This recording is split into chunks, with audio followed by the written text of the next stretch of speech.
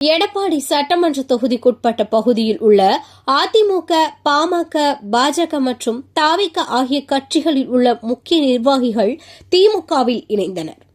சேலம் மாவட்டம் எடப்பாடி கொங்கணபுரத்தில் வடக்கு ஒன்றியத்திற்கு உட்பட்ட பகுதியில் உள்ள அதிமுகவின் முக்கிய நிர்வாகி சீவா சின்னமுனி பிரபு, பாமகவின் முக்கிய நிர்வாகி சக்திவேல், ஹரிராம், தவிகவின் முக்கிய நிர்வாகி சங்கர் வெங்கடாச்சலம் மற்றும் பாஜகவின் முக்கிய நிர்வாகி ஹரி உட்பட 100க்கும் மேற்பட்டோர் அக்கட்சியிலிருந்து விலகி முன்னாள் அமைச்சரும் சேலம் நாடாளுமன்ற உறுப்பினருமான TM செல்வகணபதி முன்னிலையில் தங்களை திமுகவில் இணைத்துக் கொண்டனர்.